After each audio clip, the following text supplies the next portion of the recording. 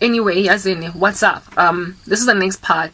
Please go check out the previous part. This cousin of mine went and took out a death curse on me because of the prospect of me getting old and getting my life with a new batch of human beings altogether, like a brand spanking new life, while yena asala ko morago le ka regret. That's just the thing about, you know, the dynamic between victim and perpetrator. The victim, upon you ransacking their lives, will indeed be heartbroken and devastated over what you did, and there will always be just that sorrow, a void in their hearts over the loss of you, thanks to your indiscretions, right? Mara, a clear conscience makes all the difference in the quality of their lives. By mere virtue of having not been the one to commit the abominable, they can actually move on, get that husband, get those new friends, get that new church community, get that new, like, entire new brand spanking new ecosystem that was not the one with which you came up on the rise. They can carry on impilo zabo kakuhle nje noma kune void ngoba, you know, cousin from birth akakho, because innocent lumuntu, their conscience is clear. However, an individual that is the perp, the one that drove the knife into the heart, the one that drove the knife into the back, that cheeky, yeah, or that duty, yeah, no.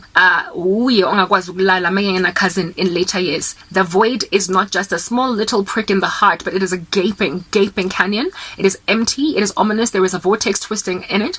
There are all different kinds of ominous entities also ransacking it. It's also itchy, because every so often it's crawled on by spiders. Yeah, no. How only the one that caused the massacre. I bane iliwe namo life thing or causing this situation.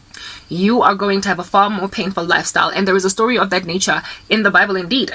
Joseph was betrayed by his brothers, right? And he was thrown into slavery. The dude was in a great deal of sorrow all throughout his life until he got up, or from that point going forward, until he had his baby. He was married away from his family, and he had his first child away from the fam, and he named that baby Manasseh, and he said, because the Lord has made me forget the pain of my father's household. So the void in his heart was there indeed, but it was, you know, alleviated, but his conscience was clear, and he had accepted that this happened. It would have been great if my family was here, but they're not. But now I don't have to feel a great deal of sorrow because I've got a great brand spanking new beautiful life to go and live now in the future. But think about the lives of Judah in the middle of Joseph's incarceration in Egypt. Think about the lives of Levi. Think about the lives of Naphtali. Think about the lives of his brothers. They just had this guilt, and their lives sucked.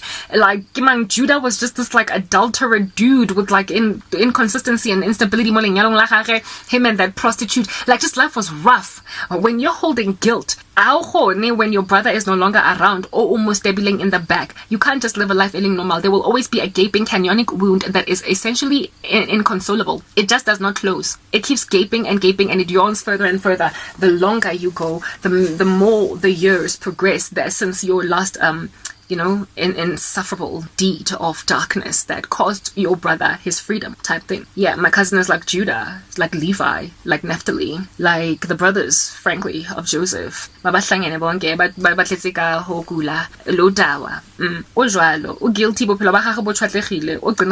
that much is a fact. And she is also everybody that is around. Yes, guys, it's exactly similar to losing a boy or a girlfriend or a boyfriend, whatever, right? Like ex that does not know what he had till it's gone. Like, you're sitting next to a cheeky now, Musha, and it's just not karabo. When you text her more than 3 times a day, she's like, you're smothering me, come on, keep it light. We're still kind of testing things. Meanwhile, when you guys started out, you could not get enough of each other. You literally start to compare and compare and compare. Well, similarly too, as with a guy that loses immediate dala because he was a douchebag. Yeah, so too is it with losing a friend with whom you shared so much. Other girls rock up and you just can't be yourself around them entirely. Top of that, they're brand spanking new, so they don't have the memories you had in the come up, on the run up. Like when you lose a friend that was from high school or a friend that was from primary, one with whom you grew up together, ashy need and all that, like chigago le kom banana. Yeah, no, they can't quite relate with all of that, those nuances. They don't remember you and how it is that you have transformed over time. All they have met is this new version of you. They have met the new witchy version of you, the version of you that got an ill-gotten gained job, the version of you that is what is this kind of elitist, hey, in the sense that your friends, because you all have Instagram accounts that have got 500,000 followers each, but not the friend that is there at about standard one, not the friend that was there that and parents could not figure out between the two of you, the friend that knew you when you had nothing, school uniform, the friend that covered for you, that friend that entered into a fight, a street fight, go partying. Yeah, no, that chick is no longer here. And she was your friend in simpler times, when money was not what determined who you become friends with, when social media clout was not what determined who you become friends with, but by mere virtue of being birds of a feather, peas in a pod, essentially made of the same cloth, you just get along. That's why you're friends now. They literally abangan bam that have bewitched the living daylights out of me. They've lost that kind of friend. Abantu change when they get older because of the acquisition of money and what money can buy for you. They literally, out of the classism that is induced in your bones by the acquisition of money, you start to compete and then downplay or underestimate certain of your friends when they don't quite crack the corporate whip fast enough like you, when they don't buy their car as fast as you do, when they don't get married as quickly as you do. And in that classist little mindset, gather up for yourself now that you are a married woman, other married women. Because underestimated because she's a single woman, and so on and so forth. And that when life has more moved on and on, that's when you then wake up to the recognition and the realization that I can't even talk and be real with myself. Literally let my take off the bra and let my breasts just kind of dangle. Gibe calm in the presence of this chick, because she expects me to look like I've just got 24-hour pert breasts despite having 3 children. Like the kind of chick that you're always pouting with, because lip fillers 24 hours a day. Cheka wa Kylie Jenner wa Khale. You can't not have those fillers in your face in the presence of this friend, because she doesn't know you without them. The friend that doesn't know you without your face beat, or mokang the smallest little bump of acne on your face. The friend also bara wiki. The friend that you can't be naked in the presence of because you're so competitive with your bodies that if she sees that stretch mark on your buttock, you can't be in her presence. That friend is just hard to be real in the presence of. You can't take your breasts out of bra jail because you can't take your bra off in front of her. Where's Karabo on that day? They show me that you gather for yourself because of clout and influence. You can't rest pamkwa akwazi by yourself, and these people ditch for the sake of status. Those people, Baloi, the living daylights out of Batubachale, some of them end up passing away. Abapilayo, abazengeni, abahubat. And now when you want to retract back to that girl that you could be easy in the presence of, and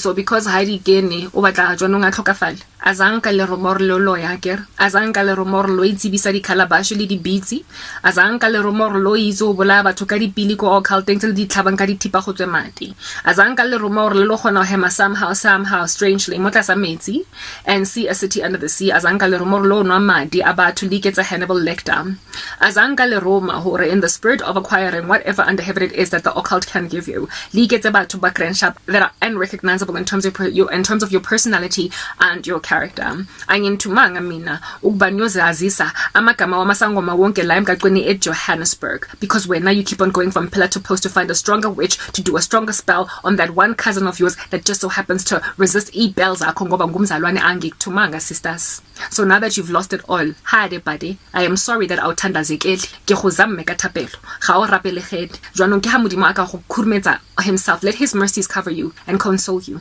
because right now I am finding it difficult in myself to console you, because I am inconsolable currently given the level of devastation and torment you have brought into my life. I am without family now today because of you. In and of myself I am inconsolable, so I can't help you. I am grieving and mourning for doing the work of the Lord for good. However, you are mourning and grieving for doing the work of Satan. 2 different people there. If the righteous are scarcely saved, what then for the ungodly and the sinner? You are currently with worldly guilt that leads to death, and so I can't help you. Next part.